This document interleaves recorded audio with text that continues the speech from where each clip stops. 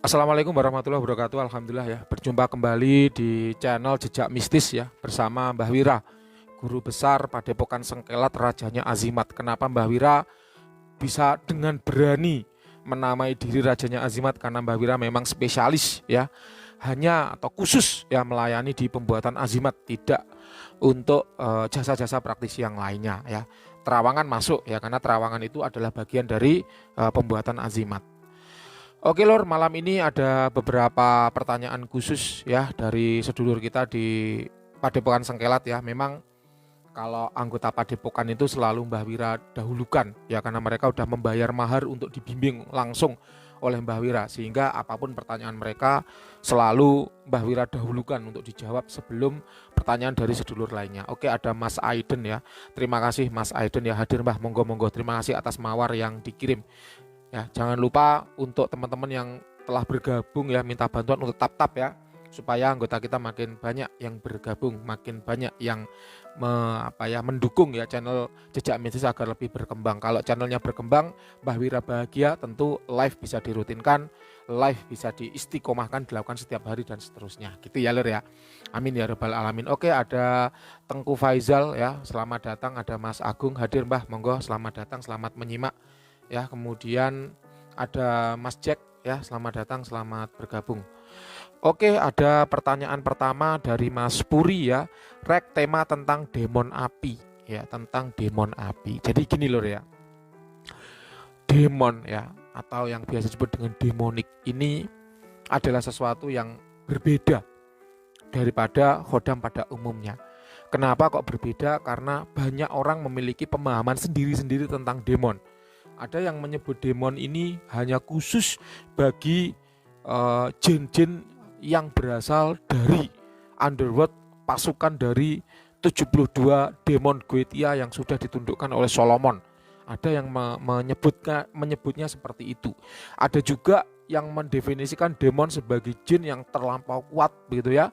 Dia adalah dark entitas spesialis penghuni dunia bawah, sehingga sangat kuatnya kemudian dia digolongkan dalam golongan demon. Jadi demon kalau dalam definisi yang pertama adalah ras, kalau demon dalam definisi yang kedua adalah sebagai jabatan ya, atau gelar yang disandangkan kepada jin-jin yang memiliki kekuatan yang istimewa, yang di atas rata-rata, seperti itu. Jadi mau mengikuti definisi yang mana, monggo, itu saya kembalikan lagi ke pendengar setia ya.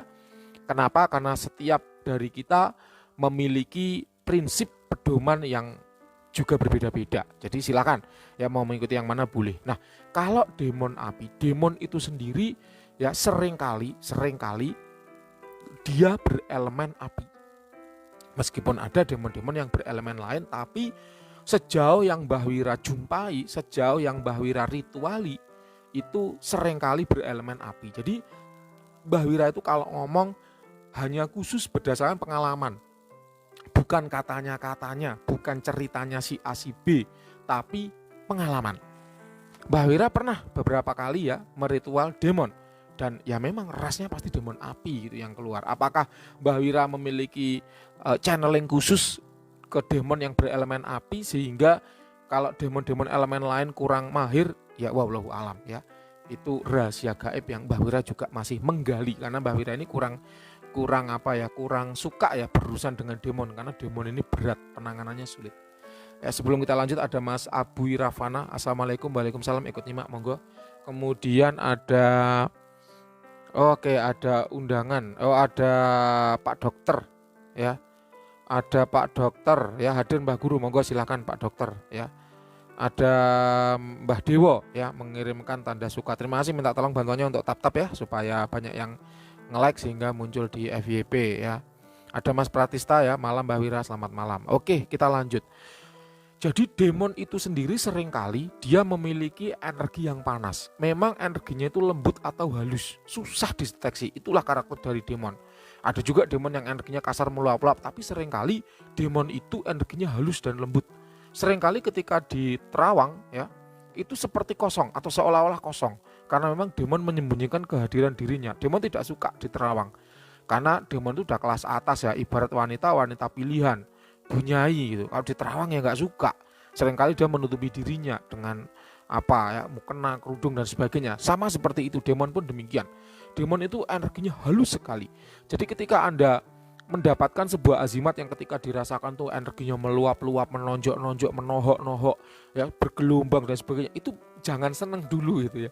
Biasanya seperti itu tuh malah kelas bawah ya. Kalau kelas atas itu rata-rata energinya halus dan sulit untuk dideteksi. Ya, itulah kenapa kalau Mbah Wira seringkali ya nerawang azimat buatan gurunya Mbah Wira, Mbah Raditya Barusman dari Melati Ronce itu gagal, nggak tembus.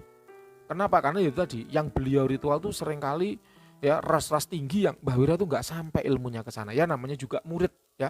Murid itu bagaimanapun juga tidak akan bisa melampaui ilmu dari gurunya. Oh itu Mbah Wira ngaku aja, kalau emang nggak bisa, nggak apa-apa.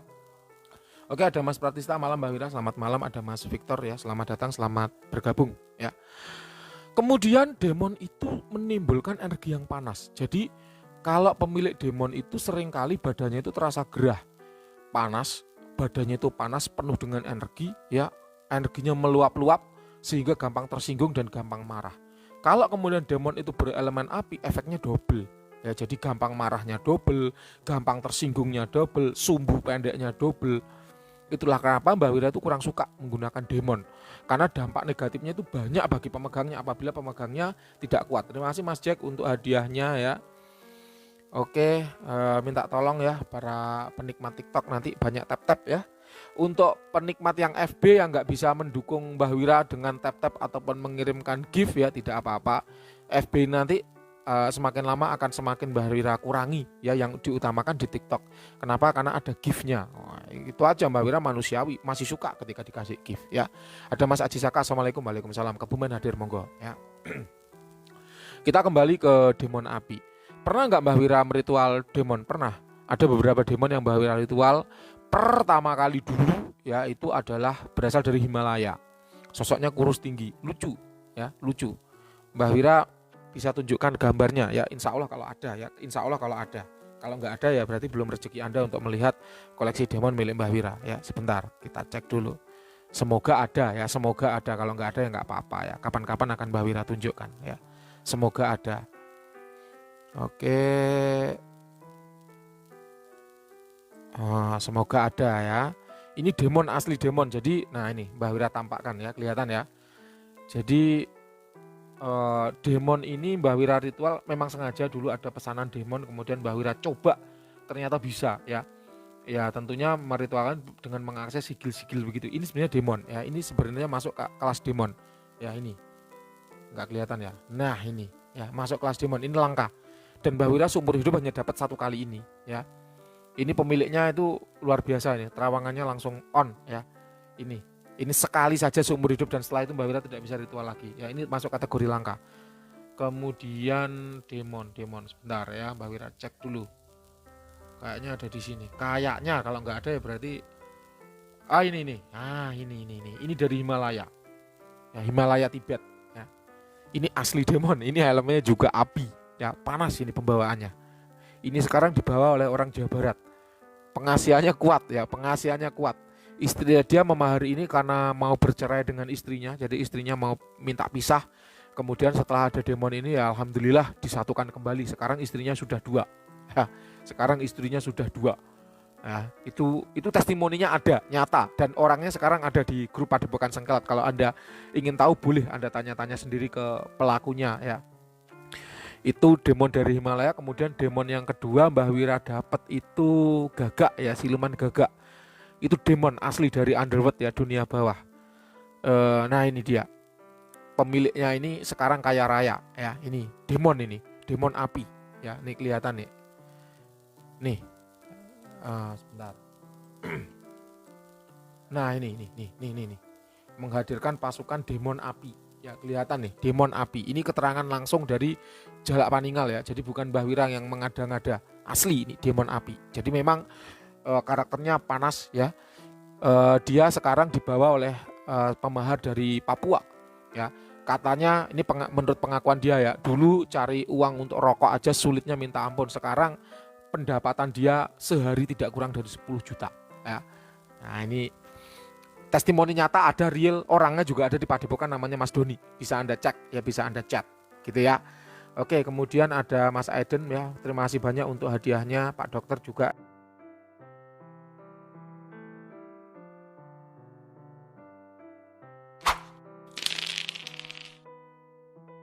Ya. Oke, jadi itu sekilas tentang demon api. Mbak Wira sarankan kalau tidak dibimbing secara langsung oleh praktisinya, jangan bermain demon ya. Kenapa? Karena demon itu bahaya kalau nggak dibimbing langsung ya. Jadi pastikan setelah memahar dukunnya nggak ngilang. Kalau dukunnya ngilang setelah memahar, wah itu cilaka ya. Gitu ya Lur ya.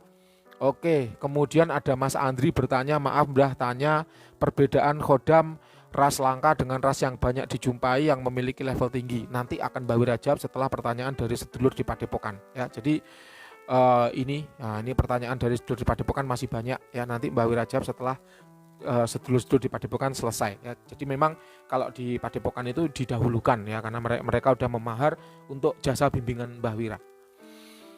Kemudian ada Mas Agung, kalau ada khodam baru di unboxing, siap insya Allah ya. Ada banyak khodam baru yang Mbah Wira belum sempat mengunboxing ya. Namanya juga praktisi hanya sambilan ya, pekerjaan utama sebagai abdi negara. Jadi bagaimanapun juga seringkali waktu itu habis ya untuk ngurusi rakyat ya. Rakyat Indonesia ini urusannya susah, uangnya ledek pol gitu ya. Di API maido, di LI luweh maido ya. Jempol netizen tuh lebih luar biasa, lebih kejem daripada ibu tiri ya gitu ya Lur ya.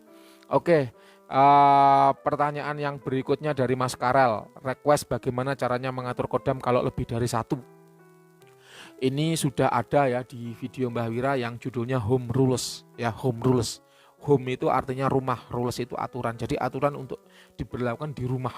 Ya memang praktisi itu sekarang kan banyak sekali ya, sehingga memungkinkan kita memahar beberapa azimat berkhodam dari beberapa praktisi.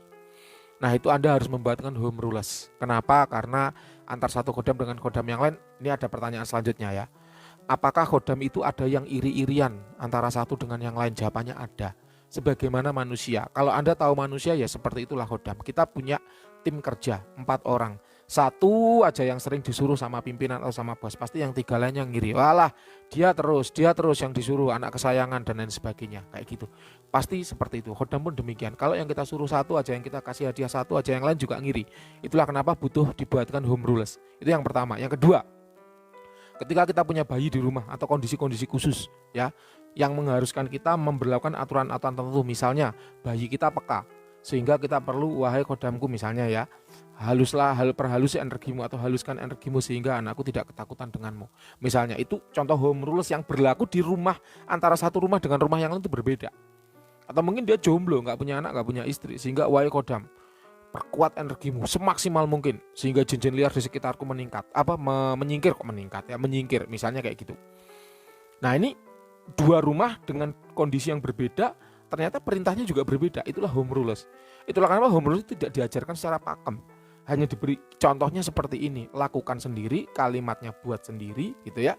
Sebagaimana kondisi yang ada di rumah Anda, sebagaimana kondisi yang ada di keluarga Anda, dan antara satu orang dengan yang lain nggak sama. Nah itu home rules seperti itu. Kalau Mbak Wira lebih senang keruyuan ya, keruyuan. Ibaratnya begini loh, ada satu tugas ya. Kalau satu tugas itu dikerjakan satu khodam enak. Tapi seringkali orang itu khodamnya cuma punya satu, tugasnya banyak. Pagi disuruh kerejekian, agak siang disuruh pengasihan, sore disuruh proteksi, malam disuruh intuisi. Misalnya kayak gitu. Sehingga khodamnya itu capek. Ya, ini kurang efektif. Kemarin udah Mbak Wira bahas pada rekaman live yang judulnya azimat multifungsi, kelebihan dan kekurangan azimat multifungsi. Itu udah Mbak Wira jelaskan. Ibarat Anda aja, Anda karyawan saya adalah bos Anda. Karyawan cuma satu sampai Anda tok. Pagi Mbak Wira suruh nyopir nganter ke kantor, agak siang suruh ngambil belanjaan, sore nganter anak sekolah, malam security jaga rumah, pasti kecapean. Kan gitu ibaratnya. Mbak Wira lebih suka banyak khodam mengerjakan satu tugas. Ya. Misalnya proteksi, ya udah, wahai khodamku si A, si B, si C, si D, si E. Kalian semua diketuai oleh si F. F ini paling tua, levelnya paling tinggi, ini ketuamu. Kamu harus patuh dengan dia. Sekarang kalian saya tugaskan apa? Proteksi, jagalah rumahku dari serangan orang-orang yang nggak senang denganku. Baik itu energi negatif, jin negatif, ataupun apapun yang sifatnya negatif yang dikirim ke rumah ini. Lindungilah malam ini dari tenggelamnya matahari hingga terbitnya fajar besok. Lakukan dengan sempurna. Misalnya kayak gitu. Itu home rules. Ya, jadi kalau Mbak Wira lebih senang menggunakan beberapa khodam untuk satu tugas, keroyokan itu lebih ringan. Ibarat Anda disuruh sama bos Anda, si A, si B, si C, si D, saya perintahkan kalian cabuti rumput di halaman rumahku. Pasti lebih menyenangkan, lebih cepat selesainya dibanding dengan cuman si A tok yang disuruh nyabuti rumput, si B disuruh ngecat, si D disuruh nebang pohon misalnya. Tugasnya satu-satu sendiri-sendiri, pasti lebih sulit. Berbeda dengan keroyokan, gotong royong, ya kayak gitu. Jadi itulah yang Mbak Wira sarankan. Jangan satu khodam banyak tugas, tapi satu tugas banyak khodam, itu lebih cepat selesainya. Gitu ya Lur ya. Oke, pertanyaan dari Mas Karel udah selesai. Kemudian ada pertanyaan dari tamu VIP kita. Izin membahas tentang keunikan khodam langitan dan khodam alam bawah. Ya, khodam langitan dengan khodam alam bawah. Kalau khodam langitan itu adalah khodam yang tinggal di angkasa. Ya, itu menurut Mbak Wira seperti itu. Ada banyak orang yang mengatakan khodam langitan adalah khodam malakutan, setengah malaikat, angel, fallen angel dan sebagainya. Wah, itu udah macam-macam teorinya. Tapi kalau Anda mengikuti teori Mbak Wira, khodam langitan adalah khodam yang tinggal di angkasa. Memang dia dimensinya adalah angkasa. Ibaratnya kalau di dunia manusia seperti burung, tinggalnya di angkasa. Nah, karena jin itu kan ada yang di tanah, di darat, ya, di air. Air itu ada di sungai, di laut. Ada yang di angkasa, di darat sendiri ada di dalam tanah, di goa-goa, di palung laut yang dalam, ya, di bawah tanah, di gunung-gunung, ya, di dataran rendah, di hutan. Itu ada banyak sekali jenisnya. Kalau khodam langitan itu khodam yang tinggal di angkasa, ya, di angkasa. Memang rata-rata dia like entity, ya, entity yang white entitas, rata-rata begitu. Rata-rata ya, tapi tidak semua. Kemudian kalau alam bawah berarti dia dark entity, ya, dark entity, dia di dimensi bawah. Dimensi bawah itu bukan di dalam tanah, bukan. Di alam bawah itu dimensi, sebenarnya alam bawah itu bukan berarti di bawah kaki kita, itu bukan. Tapi itu adalah penyebutan bagi entitas yang merupakan dark entitas gitu ya. Dan dia tinggal di dimensi yang dark itu bukan dimensi kegelapan gitu, bukan. Sama seperti kalau Anda pernah mendengar ya, sholawat serta salam kita samakan kepada Nabi Muhammad karena telah membawa kita keluar dari alam kegelapan menuju zaman yang terang benderang. Maksudnya alam kegelapan bukan kok gelap terus nggak ada sinar matahari, itu bukan. Ya, jadi dark entity atau entitas irengan itu adalah istilah bagi mereka yang tinggal di dunia bawah atau di alam bawah. Dimensi dari dark entitas.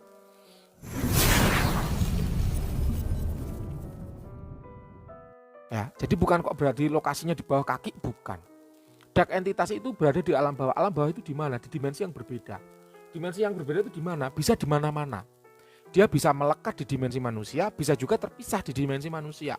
Yang jelas kalau dark entity ini ya penghuninya culas-culas, ya galak, ganas, aliran kiri. Mereka didatangkan dengan tumbal-tumbal, ya, dengan offering-offering yang aliran kiri, darah, tulang, minyak, anggota badan dan sebagainya. Kayak gitu rata-rata. Mbak Wira sendiri kalau meritualkan dark entity gimana? Ya ada, bahannya juga seperti itu. Ya rahasia, karena ini sifatnya kan sosmed ya, jadi Mbak Wira nggak bisa mengeflorkan secara floor gitu, nggak bisa. Khusus nanti di grup akan Mbak Wira jelaskan apa yang Mbak Wira gunakan untuk mendatangkan dark entity. Ya.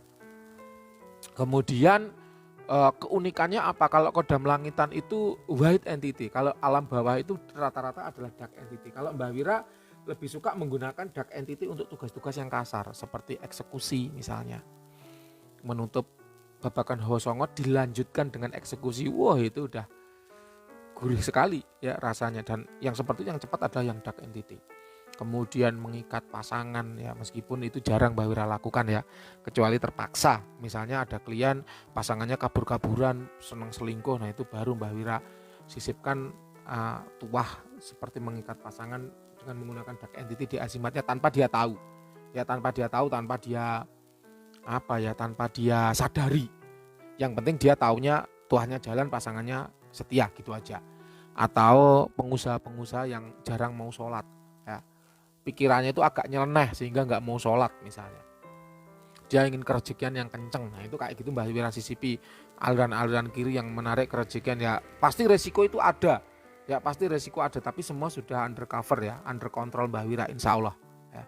Jadi ada pagar-pagar tertentu yang Mbak Wira tanamkan ketika ada dark entitas, sehingga tuahnya jalan kenceng tapi dampak negatifnya bisa diminimalkan, dan itu sudah disokehkan ya, sudah disahkan dengan sketsanya ada. ada dampak negatif atau tidak ada dampak negatif sudah tertulis lengkap di sketsanya. Dan itu ada quality control ya, bukan Mbah Wira yang menyuruh, bukan Mbah Wira yang ngatur, tapi memang ya seperti itu apa adanya. Kalau aman tanpa dampak negatif berarti benar-benar aman tanpa dampak negatif. Kayak gitu ya. Jadi unik, memang masing-masing memiliki kelebihan dan kekurangan masing-masing. Kalau untuk kodam langitan itu kalau kita pakai hal yang positif itu cepat. Misalnya menggait pasangan asihan yang slow ya, ngasih pimpinan supaya pimpinan itu senang sama kita, suka dengan kita. Kemudian rezekiannya yang wajar ya, cepat tapi termasuk wajar misalnya ya. Kayak gitu-gitu pakai yang langitan. Tapi kalau orangnya yang nyeleneh gitu kan, mintanya cepet ya, nggak peduli caranya cara setan atau cara apa, yang penting cepet tuahnya, nah itu pakai yang alam bawah kayak gitu ya. Jadi berbeda peruntukan. Itulah kenapa kalau ada pamahar azimat, Mbak Wira tanya dulu masalahmu apa. Sulit rezeki Mbah, kerjamu apa? PNS misalnya. Oh, oke, kamu pakai langitan aja. Orangnya males sholat ya, jangan dijandingkan yang langitan, yang dak entitas. Penundukan kayak gitu-gitu ya, itu pakai yang dak entitas cepat tuanya. Jadi beda-beda masing-masing orang sesuai dengan si kontrol panjangnya, situasi, kondisi, toleransi, pandangan dan jangkauan. Ya, jadi nggak sama antar orang, itu nggak sama. Melayani juga nggak sama. Loh Mbah kok sampai ngereni itu apa ya, sejelimet itu dalam melayani pemahar. Loh emang iya, membuat azimat itu jelimet. Ya, sama seperti kita menjahitkan baju untuk orang, jelimet. Karena ukuran antara satu orang dengan orang lain nggak sama. Gitu loh. Masih ada yang maido. Ya maido itu apa? Bully Mbah Wira. Mbah ini azimatnya beneran berkodam apa enggak loh, itu matanya buta mungkin kira-kira. Udah jelas loh kodam itu ada sketsanya, kok masih tanya itu azimatnya berkodam apa enggak. Mbah ini tuahnya beneran untuk ini dan ini loh, jelas loh. Dijelaskan sama Mbah Wira tuahnya untuk A, B, C. Masih tanya, bener enggak Mbah ini tuahnya untuk A, B, C? Lah kamu itu buta huruf apa enggak gitu. Bisa baca apa enggak, udah jelaskan enggak percaya. Saya enggak percaya sama Mbah Wira lah, kalau enggak percaya ngapain kok mahar gitu ya. Ini kemarin udah Mbah Wira kirim ya percakapan seperti ini di grup Padepokan. Ya ada aja orang kayak gitu. Makanya Mbah Wira kasih nama nggak ada otak. Ya memang nggak punya otak orang-orang kayak gitu ya. Punya otak tapi nggak dipakai. Itu kayak kelapa yang gabuk ya. Ada kelapanya wujudnya tapi isinya kosong. Kadang Mbah Wira tuh gemes gitu sama pemahar kayak gitu. Mbak ya kalau nggak percaya jangan mahar. Ya jangan nggak apa-apa Mbah Wira ini nggak maksa kok. Anda mau mahar silahkan, enggak juga nggak masalah. Mbak azimatnya kok mahal ya, sana cari praktisi lain yang murah. Nggak apa-apa, nggak masalah. Kenapa kok azimat Mbah Wira mahal? Karena kualitasnya sejelimet ini loh memperhitungkan sebuah azimat. Ya karena memang rumit, sulit. Bagaimana mendesain sebuah azimat itu tanpa dampak negatif itu loh sulitnya minta ampun. Ya bagi mereka yang nggak pernah mengalami pasti nggak akan tahu. Tapi nggak apa-apa. Gitu ya Lur ya. Oke, ada Mas Aiden mengirimkan mawar, terima kasih. Mas Jack ya. Iya Mbah kayak saya sekarang rajin ibadah. Nah, ini ya masuk ini berarti doktrinnya sihir pikirannya masuk ini. Orang yang malas ibadah itu kemudian Mbah Wira sihir pikiran pelan-pelan. Hai kodam, pengaruhi orang ini untuk mau beribadah pelan-pelan aja, halus saja. Entah bagaimana caramu, entah bagaimana strategimu, apakah melalui mimpi, apa sihir pikiran, atau bisikan melalui batin, atau apa, intinya ajarkan orang ini agar mau untuk beribadah. Tembus beneran. Mas Jack yang mengalami sendiri, ada testimoninya. Dulu malas banget sholat, sekarang alhamdulillah sudah mau sholat ya. Loh Mbah, orang pemegang azimat kok sholat? Ya sholat nggak masalah ya, Mbah Wira juga sholat. Apa kalau pegang azimat kemudian nggak boleh sholat? Enggak ya. Seperti itu loh dampaknya. Seperti itu Mbah Wira mikir gitu loh. Itulah kenapa mahal gitu loh ya Lur ya. Jadi bukan hanya sekedar azimat, demit, liar, tarik, dikunci, disuwuk. Enggak seperti itu. Rumit ya, complicated. Ibarat seorang dokter yang ingin memberikan resep pada pasien, dilihat dulu. Wahai pasien, penyakitmu ada apa, ada kontraindikasi enggak, ada alergi obat enggak, kebiasaan makanmu gimana, sehingga bisa memberikan dosis yang pas gitu Lur ya. Oke, udah hampir jam 9 ya. Oke, kemudian ada Mas Jack ya, terima kasih Mas Jack untuk hadiah-hadiahnya ya, ada speaker, ada bola, ada ketupat, Mr. Aiden ya, ada ketupat, ada mawar, ada es krim ya, ada Pak Dokter mengirimkan mawar, ada Agung ya, terima kasih banyak atas dukungannya ya. Oke, kemudian dari grup ada pertanyaan lagi, ada pertanyaan apa tidak silakan Lur ya, di grup. Boleh ya, Mbak Wira selalu mendahulukan kalau untuk anggota Padepokan. Ya boleh, silakan ketik aja di grup, nanti akan Mbak Wira jawab ya. Oke, kita sapa dulu yang sudah nongol di Facebook ya. Ada Mas Andri Maaf Mbah, tanya perbedaan khodam ras langka dengan ras yang banyak dijumpai yang memiliki level tinggi apa? Perbedaan ras langka. Ras langka itu berarti jumlahnya sedikit, tidak banyak ya. Contohnya WW putih itu langka. Kenapa? Karena nggak banyak orang yang bisa meritualkan dan menyandingkan dengan manusia. Mbak Wira loh seumur hidup lah ketemu baru sekali. Itu pun ditundukkan sulitnya setengah mudar ya. Jadi ras-ras langka seperti ini selalu unik, selalu menarik. Pasti dia punya special skill ya.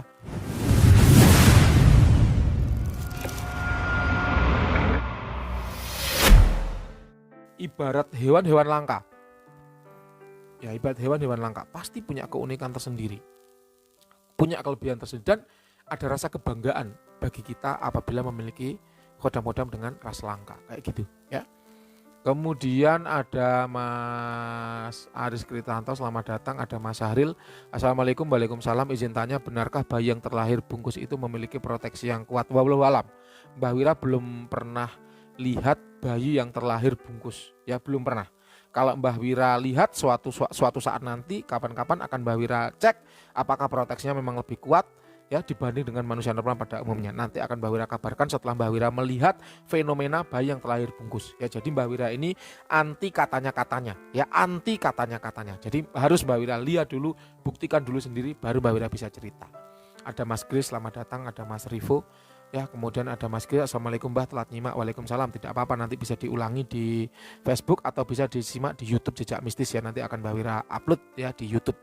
Ada Mas Rio, Assalamualaikum ya. Waalaikumsalam, hadir menyimak, monggo. Mau bertanya Mbah, jin langitan seperti bangsa ruhaniyah dan malakutan itu wujudnya seperti apa? Apakah mereka sama atau berbeda secara energi dan wujud? Terima kasih. Jin malakutan beda dengan bangsa ruhaniyah ya. Kalau jin malakutan itu masih bisa Mbah Wira deteksi, tapi kalau golongan ruhaniyah itu agak sulit ya. Jadi apabila Anda mengira golongan ruhaniyah itu adalah jin malakutan, maka keliru. Mbah Wira mengamalkan ada beberapa ilmu yang khodam pendampingnya adalah bangsa ruhaniyah dan itu sulit sekali dideteksi. Contohnya adalah Asma Akwan.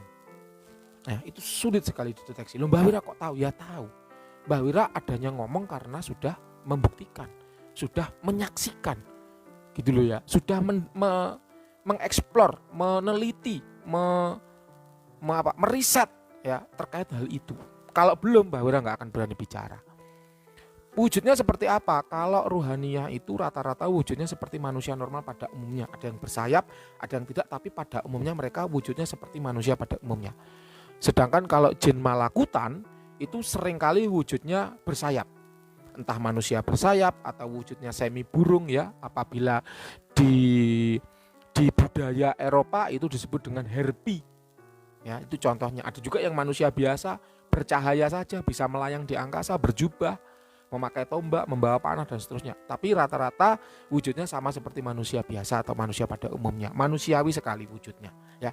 Ganteng-ganteng juga ya, cantik-cantik kalau perempuan. Menarik ya. Apakah mereka sama atau berbeda secara energi dan wujud? Dengan apa? Kalau antara ruhaniyah dan malakutan secara wujud hampir sama, tapi kalau secara energi berbeda ya. Malakutan itu jin jelas, tapi kalau ruhaniyah itu bukan jin. Ya, ada yang jin, ada juga yang bukan. Jadi ruhaniyah itu lebih kompleks, lebih lengkap ya, lebih rumit ya. Nanti kawan-kawan kalau Mbah Wira sudah bisa mengeksplor lebih lanjut tentang ruhaniyah akan Mbah Wira jawab ya. Sekarang Mbah Wira masih sibuk banget untuk meneliti lebih lanjut tentang golongan ruhaniyah, karena golongan ruhaniyah itu untuk menghadirkan itu wiridnya panjang, tawasulnya panjang ya.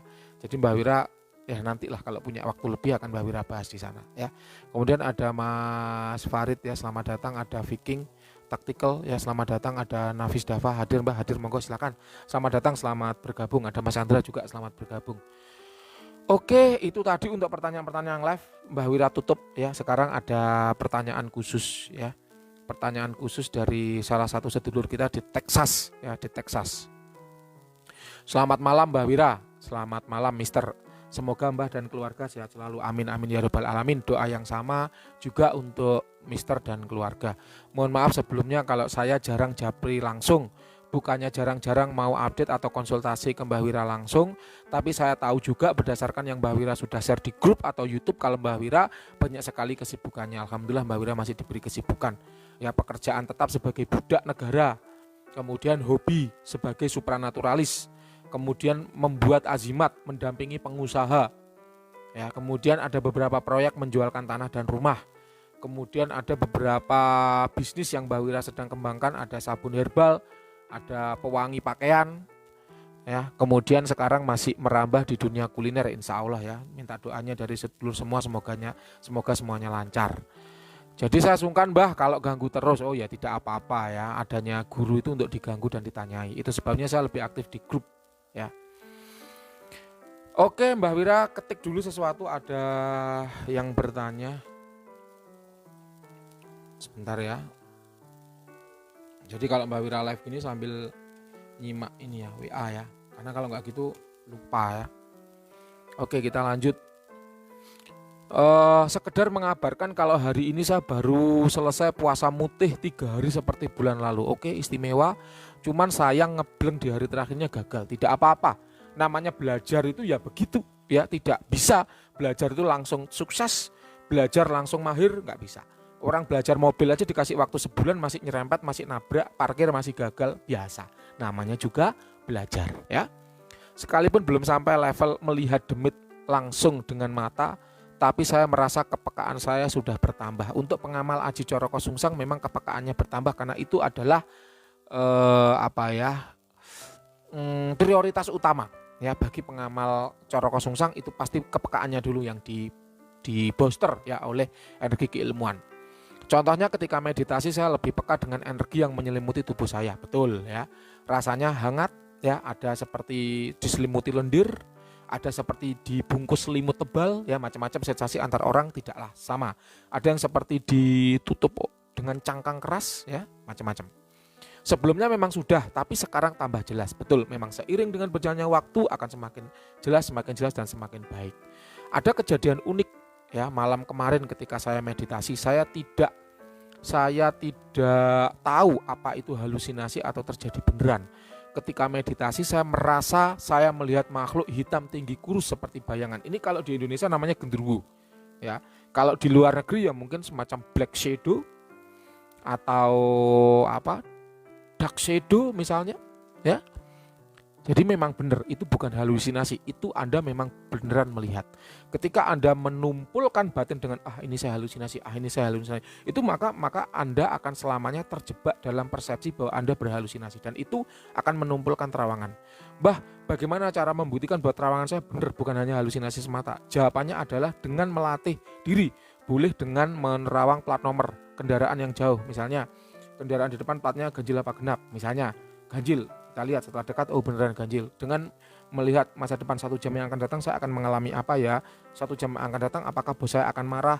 1 jam yang akan datang, apakah saya akan dapat bonus? 1 jam yang akan datang, apakah saya akan memberi sesuatu ke teman-teman kantor? Atau 1 jam yang akan datang, apakah saya akan diberi sesuatu oleh teman-teman kantor? Apakah hari ini akan ada kejadian penting di kantor? Apakah positif atau negatif? Seperti itu cara melatihnya untuk mengetahui apakah batin kita itu beneran terawangan atau halusinasi, dan dibuktikan. Jadi dibuktikan kepada hal nyata yang akan datang. Sehari ini di kantor akan ada apa ya? Nah itu bisa Anda buktikan. Jadi untuk melihat apakah yang Anda batin itu adalah halusinasi atau beneran terawangan. Pertama saya abaikan karena saya pikir hanya halusinasi, lama-kelamaan kok perasaan gak enak. Memang itu merinding ya. Jadi pernah Mbak Wira sampaikan bahwa secantik apapun jin yang kita lihat, seganteng apapun jin yang kita lihat, ketika kita setelah melihatnya pasti ada perasaan merinding. Itu berarti benar, itu adalah jin.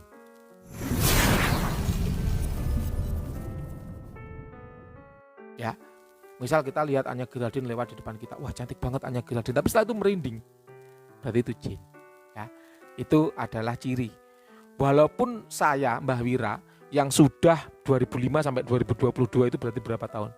2005 ke 2010 itu kan 5 tahun, ke 2020 15 tahun, 2022 berarti berapa? 17 tahun ya.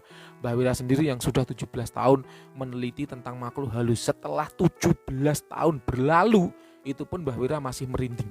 Jadi jangan dikira kalau sudah praktisi, expert, lihat jin gak kaget, masih kaget juga.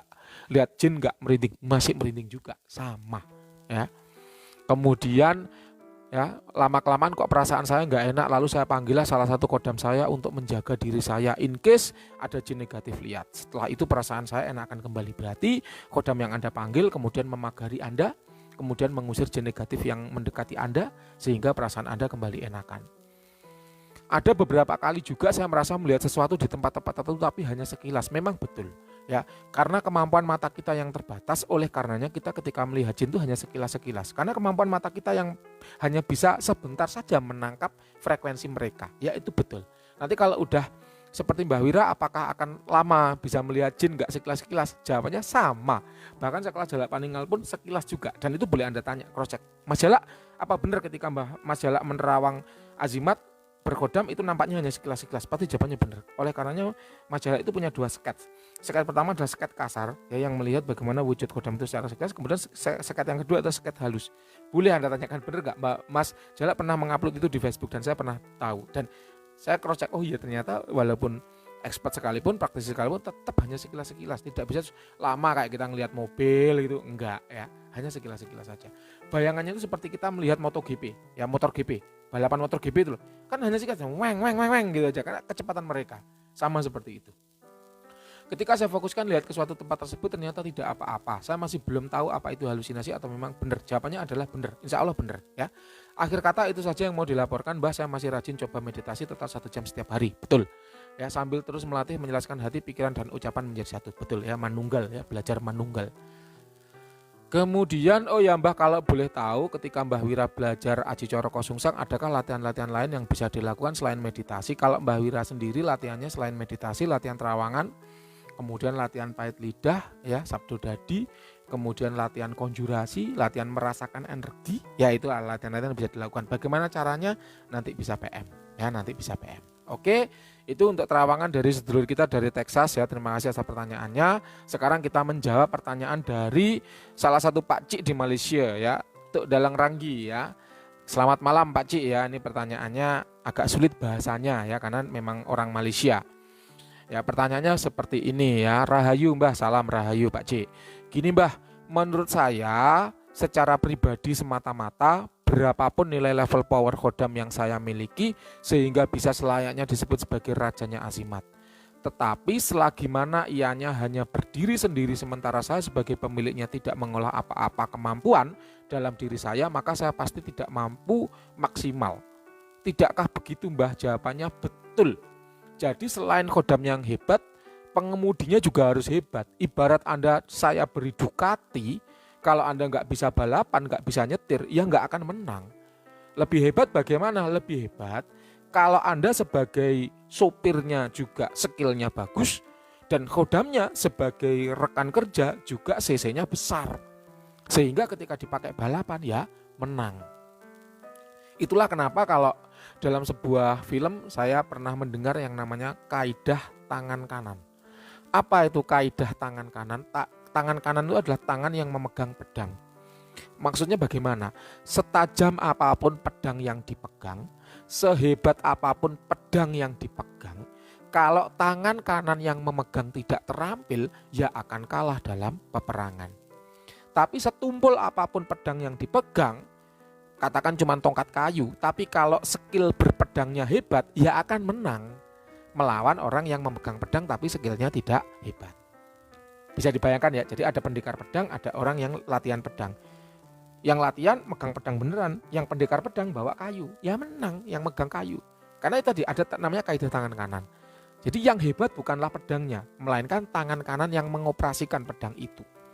Walaupun kalau pedangnya hebat, ya akan jadi luar biasa. Kalau di film-film Cina ya, film-film Mandarin seperti Golok Pembunuh Naga ya, Pedang Langit, nah itu kan pedangnya hebat, skill yang memegang juga hebat. Akhirnya menjadi pendekar pilih tanding kayak gitu. Ya Pak Cik ya. Jadi selain kodamnya juga hebat, pemiliknya juga harus hebat. Itulah kenapa ada yang namanya upgrade ilmu. Ya, upgrade ilmu. Kalau Mbah Wira seringkali mengijazahkan Aji Coro Kosungsang bagi pemegang-pemegang kodam yang kelas level elite force ya. Supaya apa? Supaya skill mereka juga meningkat, supaya keahlian mereka dalam mengoperasikan kodam itu juga lebih hebat. Oke, alhamdulillah udah jam 9 malam ya. Oke, ada beberapa pertanyaan ya di sini yang menarik tentang Guris Laksamana. Ya dari Mas Aam ya, Mbak, apakah ilmu Guris Laksamana itu juga menggunakan kodam atau bacaan asma? Ini akan kita jawab di live berikutnya insya Allah. Kalau lupa ingatkan Mbah Wira ya. Live berikutnya insya Allah besok jam 20.00.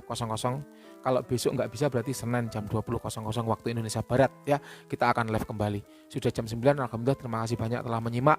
Ada kurang lebihnya mohon maaf sekali ya. Ada yang kurang berkenan juga Mbah Wira mohon maaf ya. Kemudian apabila ada ilmu yang bermanfaat silakan dipakai. Apabila ilmunya kurang bermanfaat, ilmunya salah, ya jangan dipakai. Namanya manusia itu tempatnya salah, tempatnya lupa. Terima kasih, sekian ya. Semoga kita semua diberikan kesehatan dan keselamatan, kesuksesan dunia akhirat ya. Terima kasih. Assalamualaikum warahmatullahi wabarakatuh. Sampai jumpa di live berikutnya.